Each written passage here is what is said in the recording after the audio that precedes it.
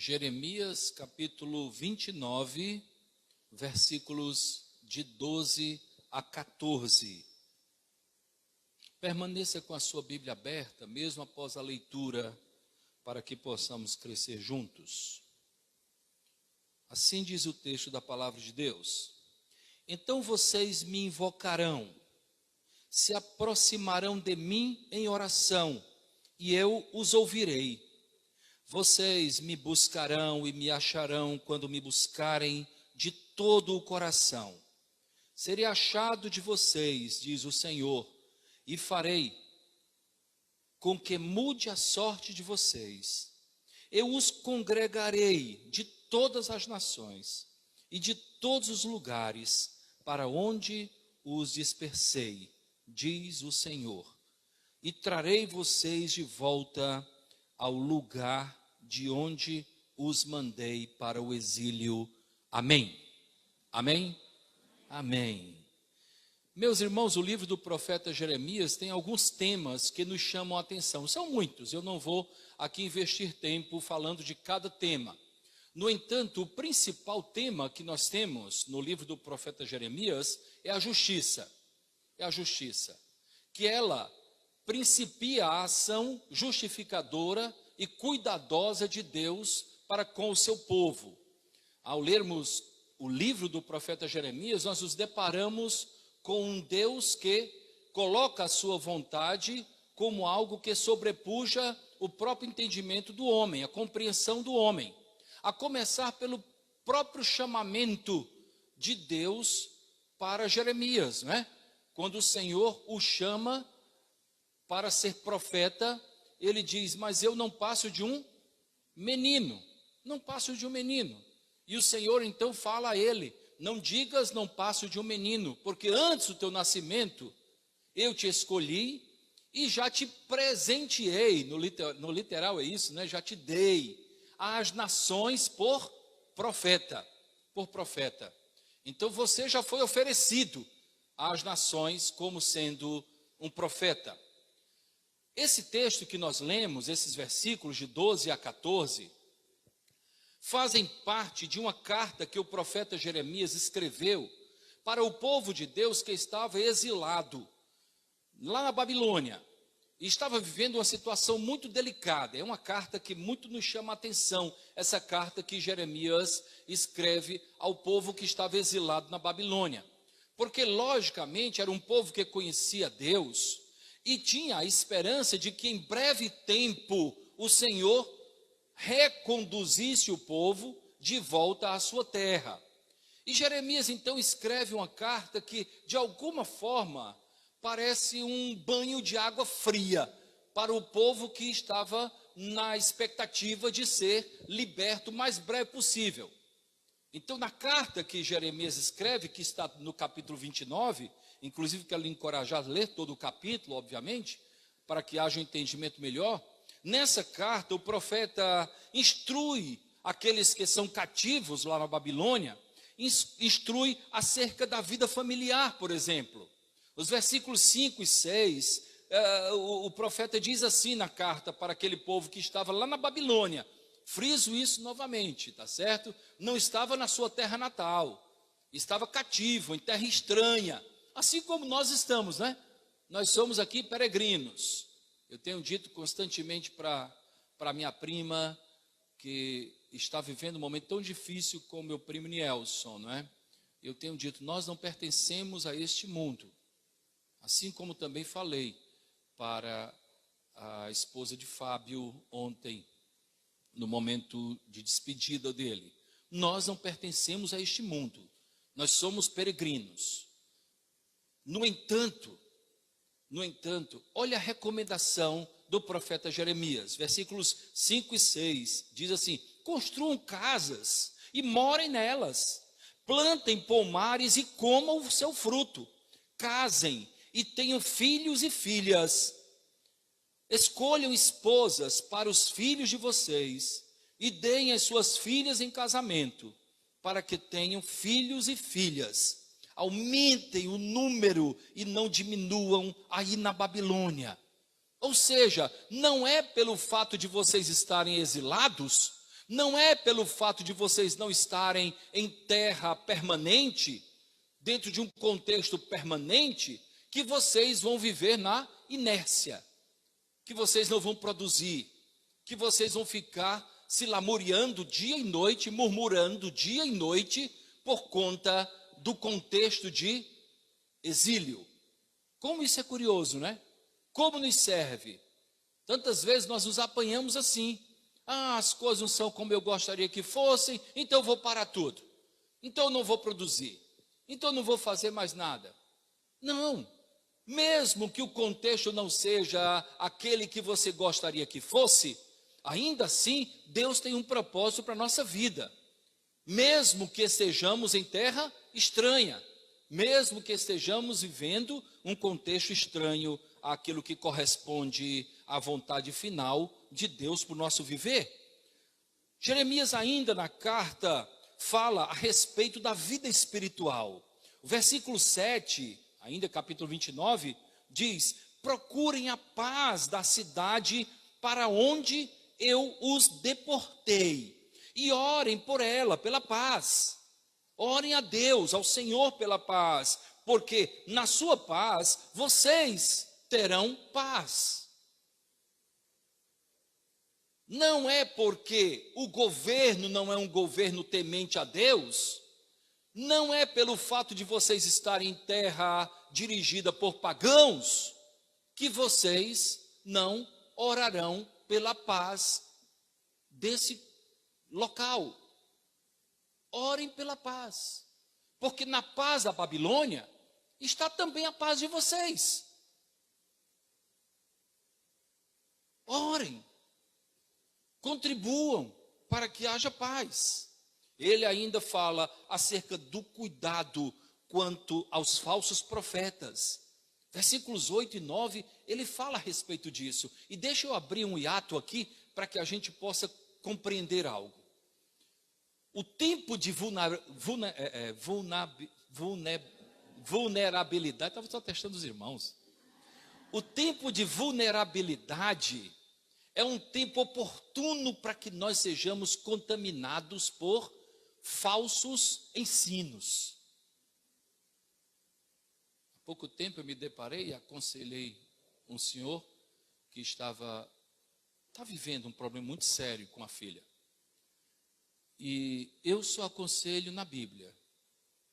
Tudo que eu tenho para dizer, eu digo a partir da palavra de Deus. Não é ensinamento motivacional, não é não, é na Bíblia. Se você quiser alguma coisa humanista, você pode procurar dentro do contexto humanista. E aí a pessoa que trouxe até a mim disse que ele tinha antes procurado um pastor, e esse pastor começou a fazer coisas de misticismo. É porque trancaram a tua vida, é porque você fez isso, é porque fizeram um trabalho. Que conversa é essa? Que conversa é essa? E eu trabalhei, querido, se pois o Filho vos libertar, verdadeiramente sereis livre. Livre. Aquele que está em nós é maior do que aquele que está no mundo. Se alguém chega para mim e falar que fez um trabalho sobre a minha vida, eu disse, talvez não tenha sido só um não, pode fazer quantos quiserem. Porque eu estou com o Senhor. Aquele que está em nós é muito maior. E Jeremias então fala a respeito dos falsos profetas nos versículos 8 e 9, e ele diz da seguinte forma: porque assim diz o Senhor dos exércitos, o Deus de Israel, não se deixem enganar pelos falsos profetas e adivinhos que vivem no meio de vocês. Não deem ouvidos aos sonhadores, que sempre sonham segundo o desejo de vocês, porque eles profetizam falsamente em meu nome. Eu não os enviei, diz o Senhor. Se você é abordado por alguém que quer falar alguma coisa que não seja a partir da palavra de Deus, rejeite. rejeite, tenha maturidade para rejeitar, tenha coragem para rejeitar. Sabe, porque infelizmente é isso que acontece. E Jeremias fala a respeito dessa realidade acerca dos falsos profetas, não é? O contexto era de vulnerabilidade, dessa vez saiu fácil, não é? O contexto era de vulnerabilidade, então aquele povo pôde ser abordado por falsos profetas, porque no momento da dificuldade surgem tantos caminhos, né? Muitos deles caminhos tão estranhos ao que realmente corresponde ao desejo de Deus para a nossa vida. Tenham muito cuidado. Eu me lembro, sem querer me demorar muito, mas como hoje não vai chover, a gente pode ficar até um pouquinho mais tarde, né? Eu soube que só vai chover meia-noite, daqui para lá a gente pode. Mas eu me lembro de um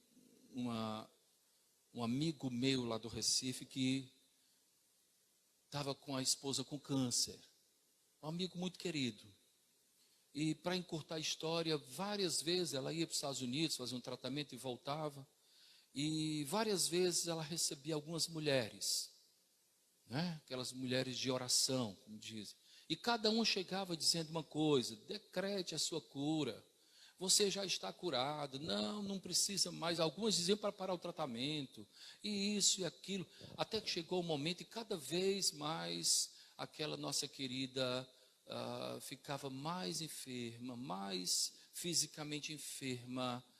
E até que um dia ela estava bem enferma, quando aquelas senhoras chegaram, disseram: olha, eu tive uma visão que você está curada, logo você vai estar restabelecida. E ela interrompeu e disse assim: minhas irmãs, de fato eu fui curada, eu estou sã, eu estou tão curada que eu estou pronta para me encontrar com meu Deus.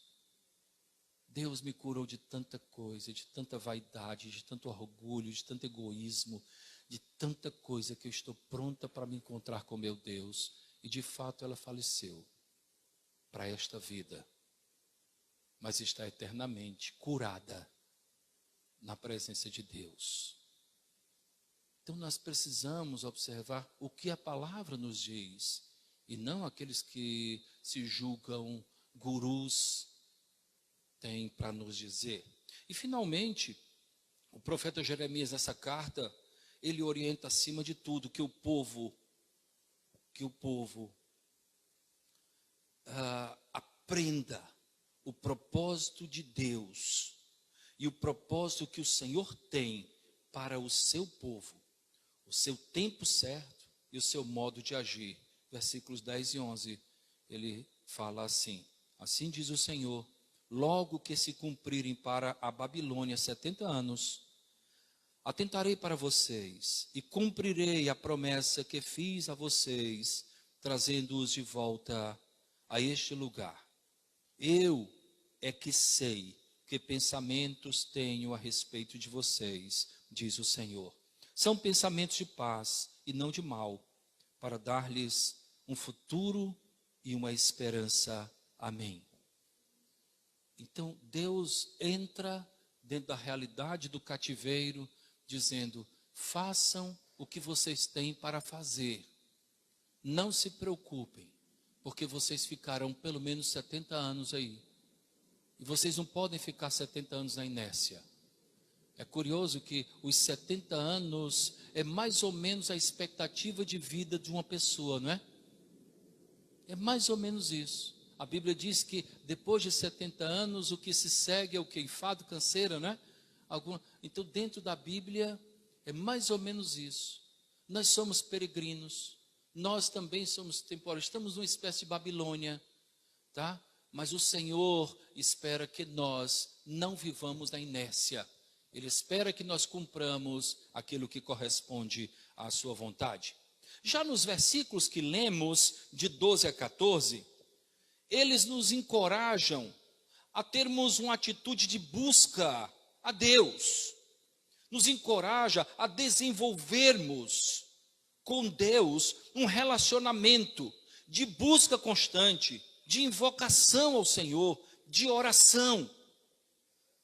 Então vocês me invocarão, se aproximarão de mim em oração, e eu ouvirei vocês. Vocês me buscarão e me acharão quando me buscarem de todo o coração, serei achado de vocês, diz o Senhor, e farei com que mude a sorte de vocês. Eu os congregarei de todas as nações e de todos os lugares para onde os dispersei, diz o Senhor, e trarei vocês de volta para o lugar de onde eu os mandei para o exílio. Eu gostaria de pensar juntamente com você nesta noite a respeito dessa busca a Deus. Nós caminhamos na direção daquilo que nos fascina. Essa era uma realidade. Há escritos em relação a Narciso, né? Que ele vivia em busca de poças de água, porque ele era fascinado pela própria imagem, né? Pela própria imagem. Nós caminhamos sempre na direção daquilo que nos fascina. O nosso Deus, em sua bondade, em sua justiça, em sua graça, já tem fascinado você. Se o Senhor tem fascinado, se você é fascinado pela vida que Deus tem para você, certamente você vai caminhar em busca de significativos relacionamentos com Deus. Como eu devo buscar a Deus? O texto nos dá algumas dicas. Em primeiro lugar, eu devo buscar ao Senhor apresentando o meu coração diante dele, diante do Senhor. Eu preciso aprender a derramar perante o Senhor aquilo que há no meu coração. No Salmo 142, versículos 1 e 2, nós encontramos o salmista dizendo: ao Senhor ergo a minha voz e clamo. Com a minha voz suplico ao Senhor, eu derramo diante dele a minha queixa. À sua presença exponho a minha angústia. Eu preciso buscar ao Senhor com a disposição de apresentar diante dele tudo que incomoda o meu coração. Preciso me derramar diante do Senhor, apresentar a ele a queixa, apresentar a ele a tribulação, apresentar a ele as frustrações da vida, apresentar a ele até as tristezas que tantas vezes invadem o nosso coração, apresentar a ele as decepções que nós já tivemos ao longo da vida.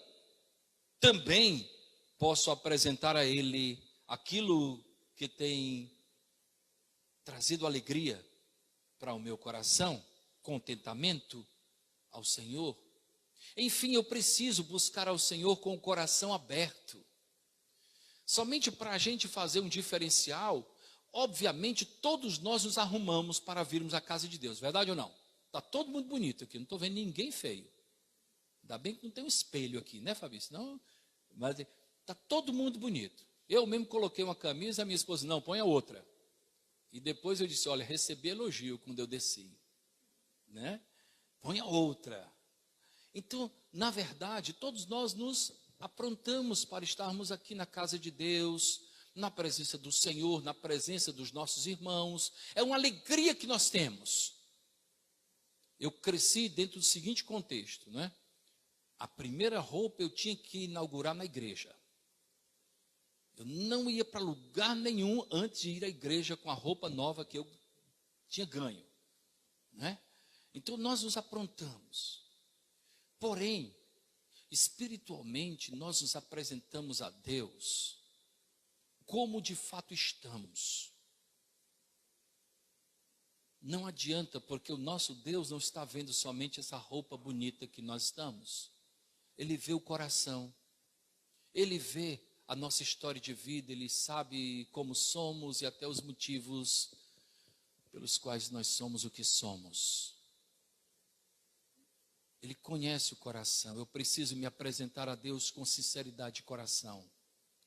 Eu preciso me apresentar a Deus dizendo, Senhor, eu amo o Senhor, mas eu tenho queixas. Eu tenho dores, eu tenho tristezas, eu tenho interrogações, eu tenho questionamentos. Eu estou inquieto diante do que eu estou vivendo. Eu preciso me apresentar a Deus dizendo realmente como eu estou. também me apresento a Deus dizendo: Senhor, como o Senhor me alegrou hoje. Como eu estou contente com o que tu me fizeste hoje. Eu preciso ter uma atitude de busca sincera, com o coração. Afinal de contas, é do coração que partem os caminhos da vida. É do coração. O coração diz muito. A Bíblia diz que o coração alegre torna o rosto bonito, formoso.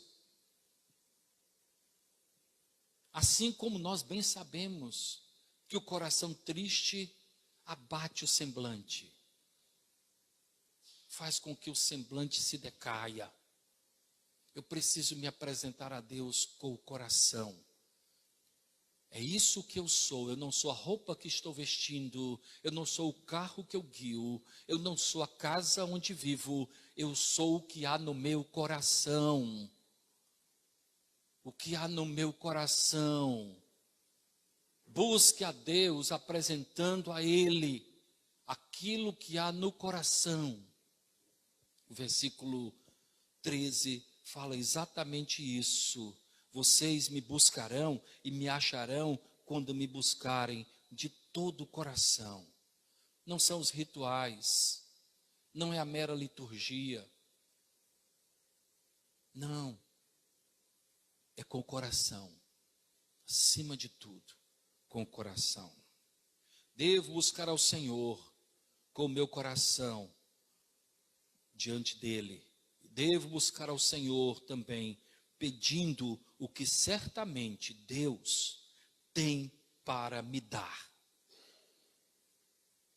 E como isso é um tanto complexo, né? Pastor, Deus não é todo poderoso, a Ele pertence o ouro, a prata. Ele pode me dar qualquer coisa, pastor. Mas Deus me ama tanto que Ele não me dá algumas coisas. Porque certamente algumas coisas que eu peço a Deus contribuirão para a minha própria destruição. Eu tenho plena convicção disso. Eu preciso buscar a Deus pedindo o que certamente Ele tem para me dar. Lá em Tiago capítulo 4, versículo 3, diz assim: pedis e não recebeis, porque pedis mal. Vocês estão pedindo para o próprio deleite. E tudo que é pedido primariamente para nós mesmos tende a ser algo mal. O que eu peço a Deus precisa ser primariamente para a glória dEle. E isso vai servir para a minha vida, sim. Senhor, abençoa a minha família para que ela seja para a Tua glória. Para que ela se comporte para a Tua glória. Senhor, abençoa o meu emprego para que nele o Senhor seja glorificado. Senhor, abençoa a minha escola para que lá eu possa glorificar o Teu nome. O objetivo maior precisa ser sempre a glória de Deus. Pedis e não recebeis porque pedis mal. Estão pedindo por próprio deleite. E não para a glória do Senhor. O próprio apóstolo Paulo relata lá em 2 Coríntios capítulo 12, acerca de um pedido que ele fez insistentemente e não foi atendido. Ele pedia para que o espinho na carne que o esbofeteava dia e noite, fosse retirado. E a resposta do Senhor foi: a minha graça te basta. A minha graça te basta. Porque o poder se aperfeiçoa na fraqueza. Em outras palavras, Deus estava dizendo para Paulo: se eu tirar o espinho na carne, você vai ficar forte demais. E o meu poder não vai mais se aperfeiçoar, porque ele não se aperfeiçoa na potencialidade humana, ele se aperfeiçoa na fraqueza. Paulo internalizou isso de tal forma que ele disse: então eu me glorio na fraqueza, sabendo que quando eu estou fraco é que eu estou forte. As coisas de Deus. pedimos muitas vezes, não para a glória do Senhor, é necessário pedirmos, acima de tudo, pela sua companhia, pela presença dEle. O versículo 14 fala a respeito desse desejo de Deus. Serei achado por vocês, diz o Senhor, e farei com que mude a sorte de vocês. Eu os congregarei de todas as nações e de todos os lugares, para onde os dispersei, diz o Senhor, e trarei vocês de volta ao lugar de onde os mandei para o exílio. Eu vou trazer vocês. Eu devo buscar a Deus pedindo a Ele pela sua companhia. A Adriana agora há pouco mencionou o Salmo 23, né? E a companhia do Senhor é tão significativa nesse Salmo. Quando Davi diz assim: ainda que eu ande pelo vale da sombra da morte, eu não temerei, porque tu estás comigo. Eu preciso clamar pela companhia do Senhor. Quando Jesus estava já se despedindo dos seus, fazendo os discursos de despedida, lá no capítulo 14 de João, ele diz assim: não se turbe o vosso coração, credes em Deus, crede também em mim. Na casa de meu pai há muitas moradas, se assim não for, eu vos teria dito, pois vou preparar lugar, para que, onde eu estou, estejais vós também. Eu preciso buscar a presença de Deus, a companhia do Senhor. Eu preciso pedir a Ele libertação. O meio com que o Senhor há de me libertar pertence a Ele. O tempo é dele. O meio de nos transportar do império das trevas é de Deus. Nós vivemos nesse exílio, mas haverá tempo em que o Senhor estará nos levando para a eternidade, onde estaremos eternamente na sua presença. É promessa dele, é promessa do Senhor. Ele nos dá realmente, quando nós buscamos de coração. Ele não nos dá o resultado dos nossos caprichos, ele nos dá aquilo que realmente nos é necessário. Porém, é necessário nós nos submetermos à sua vontade, nos submetermos a Ele. O próprio Cristo nos deixou o exemplo, né? Passa de mim esse cálice, mas que seja feita a tua vontade e não a minha. O que é que nós temos falado a cada domingo aqui, né? Que o Senhor diz individualmente a cada um de nós. Eu espero que isso durante a semana seja lembrado por cada um.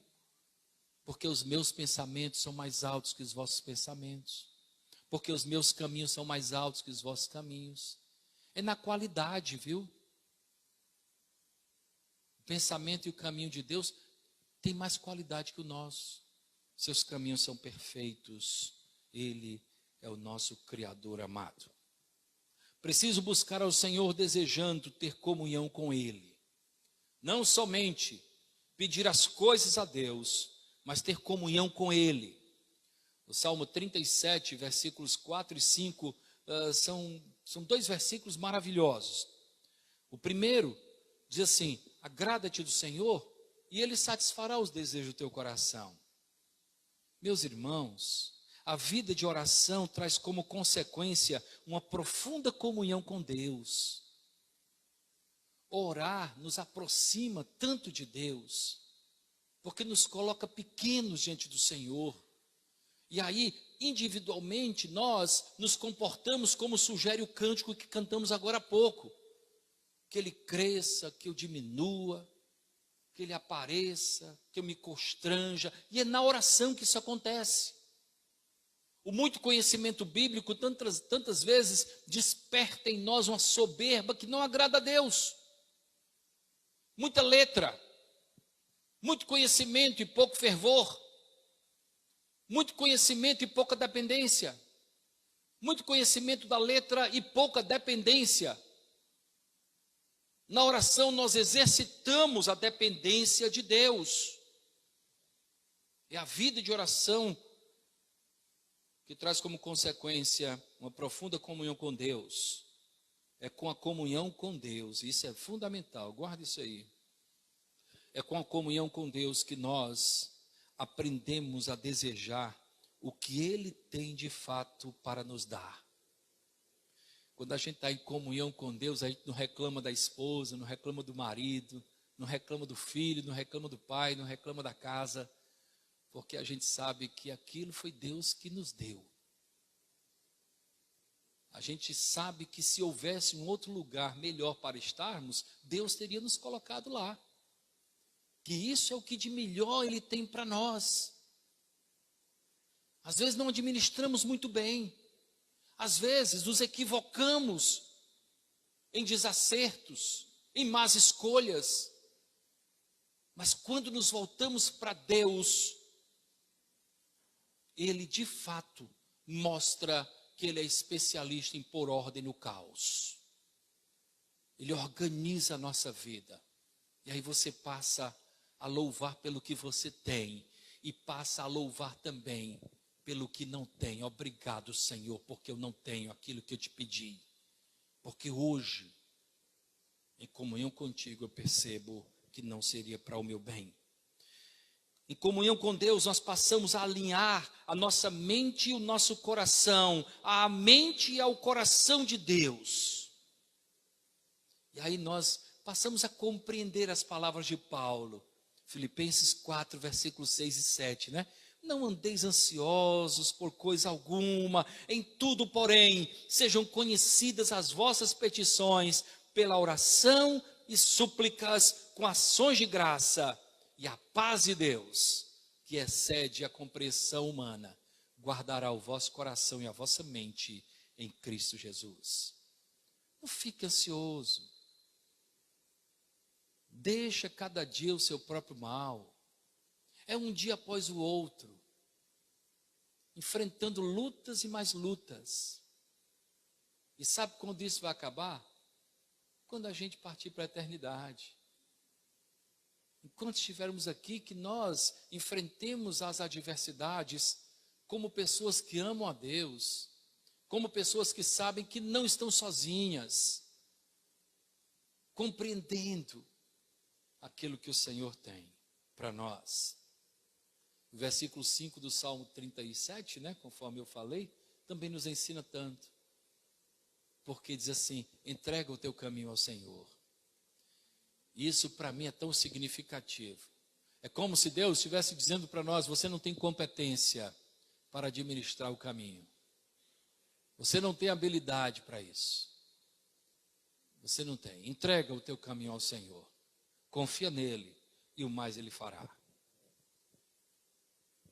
Entregando tudo a Deus, eu experimento o seu cuidado constante, contínuo. Eu posso esperar em silêncio a ação de Deus. Eu me lembro da inquietação de Marta quando Jesus foi visitar ela e a sua irmã Maria, não é? Por que estás ansiosa e tão preocupada com tanta coisa, Marta? Uma coisa só é necessário. Uma coisa só. Maria escolheu a melhor parte. E dela, isso não lhe será tirada. Maria estava aprendendo aos pés de Cristo. Às vezes nós estamos igual Marta, correndo de um lado para o outro. Eu vou arrumar tudo e vai ficar tudo bem. Eu já sei o que eu vou fazer. Eu estou iniciando essa semana, mas eu já sei tudo que eu vou fazer durante cada dia da semana. Aí o Senhor diz assim: vem cá, por que você está tão agitado? Por que você está tão preocupado? Uma coisa só é necessário. Quantos planos o Gabriel tinha, Rafael? Quantos planos o Fábio tinha? Quantos planos, tantos que já estiveram conosco e já não estão mais, tinham? E tudo se esvai. Que nós aprendamos a descansar no Senhor. Aquela atitude de Abacuque, registrada no seu livro, no capítulo 2, versículo 1.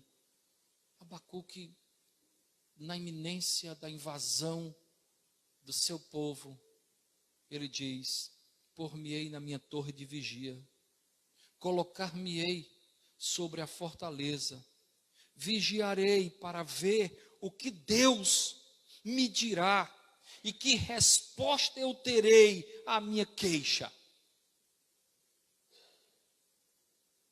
Eu preciso saber o que Deus realmente espera de mim diante dessa tribulação.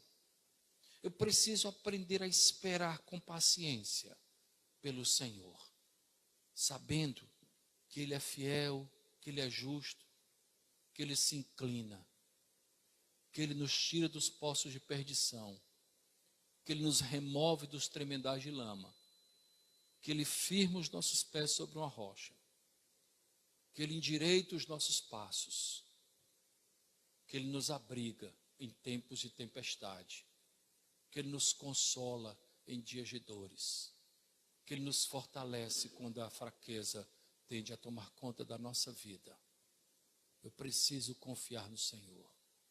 Ao invés de murmurar por estar na Babilônia, eu preciso sair da inércia e fazer aquilo que corresponde ao desejo de Deus para a minha vida. Os dias não são como eu gostaria que fossem. As situações não são como eu gostaria que fossem. Mas eu preciso olhar para o Senhor. Eu preciso continuar a minha vida e fazer aquilo que corresponde à sua vontade para o meu viver. Que Deus nos abençoe. Que busquemos ao Senhor de coração. Que busquemos ao Senhor com o coração aberto. Que busquemos ao Senhor sabendo que de fato Ele tem planos para a nossa vida. Planos de bem, de paz, planos de realização. Que busquemos ao Senhor com o desejo de agradar a Ele acima de todas as coisas. Que busquemos ao Senhor com a disposição de entregar o caminho a Ele, sabendo que Ele cuida da nossa trajetória de vida. Que Deus nos abençoe, que nos fortaleça nessa nossa trajetória, que Ele faça de nós crentes maduros, alimentados pela palavra de Deus, pessoas que não se deixam levar pelos embaraços, pessoas que ficam ouvindo ventos de doutrina, falsos profetas que não foram enviados por Deus, que nós rejeitemos os achismos, as profetadas, que nós nos voltemos para a palavra de Deus. É nela que há tudo o que nós necessitamos. Há um princípio entre os crentes batistas, e é o primeiro princípio. Nós cremos na suficiência das Escrituras. Nós cremos que ela é suficiente, que a Bíblia é de fato aquilo que nós necessitamos, que nós caminhemos assim, pautados nos ensinos da palavra de Deus. E assim o Senhor seja glorificado em cada vida, em cada família. Amém? Vamos orar.